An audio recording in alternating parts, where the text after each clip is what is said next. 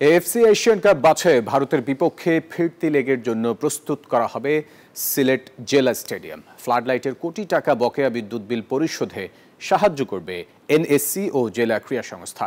সিলেটে মাঠ পরিদর্শন করে এসে এসব তথ্য জানান বাফুফের নির্বাহী কমিটির সদস্য ইকবাল হোসেন। এদিকে সপ্তাহ ঘুরতেই পারিবারিক কারণে আবারও স্পেন গেছেন জাতীয় দলের কোচ হ্যাভিয়ের ক্যাব্রেরা।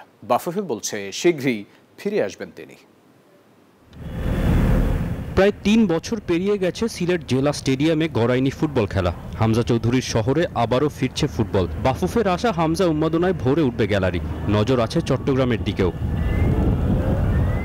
মূলত নভেম্বরে এএফসি এশিয়ান কাপ বাছাইয়ে ভারতের বিপক্ষে ফিরতি লেগের জন্য প্রস্তুত করা হবে সিলেট ভেন্যু। ফ্লাডলাইটের বিদ্যুৎ বিল বকেয়া আছে প্রায় কোটি টাকার উপরে। সিলেট জেলা স্টেডিয়াম ঘুরে এসে বাফুফে কর্তার আশ্বাস, জাতীয় ক্রীড়া পরিষদ ও সিলেট জেলা ক্রীড়া সংস্থা মিলে তা পরিশোধ করবে। ক্রীড়া পরিষদ যে প্রতিনিধি ছিলেন ওইখানে, উনি আমাদেরকে আশ্বস্ত করেছেন। পিচের ব্যাপারটা তো নর্মালি আশ্বস্ত করেছে, আর ফ্লাডলাইটের ব্যাপারটা ওনারা বলছে যত তাড়াতাড়ি সম্ভব এটা সমাধান ওনারাও চায়। যদি চিটাগংয়ে আমাদের হংকংয়ের ম্যাচটা খেলে, সিলেটবাসীর তো একটা চাওয়া থাকতে হবে, ওনাদেরও তো চাওয়া আছে যে হামজাকে তারা কাছে থেকে দেখুক।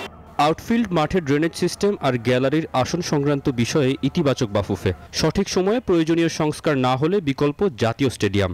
2 দিন বৃষ্টি হয়েছে, সিলেটে প্রচন্ড বৃষ্টি হয়েছে, আমি মাঠে গিয়ে কিন্তু কোনো পানি পাইনি। এফসি নিয়ম অনুযায়ী মাঠের মধ্যে গ্যালারিতে চেয়ার থাকতে হবে, যেটা চিটাগংয়ে নাই। আমরা কিন্তু ইতিমধ্যে ফুটবল ফেডারেশন থেকে চেয়ারের বেশ কিছু নমুনা সংগ্রহ করেছি, তো অচিরেই কিন্তু আমরা চেয়ারের কাজটা হাত দিব।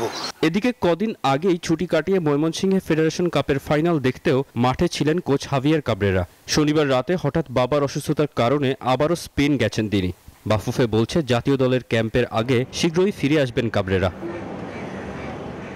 তৌসিফুল হাসান, নিউজ 24, ঢাকা।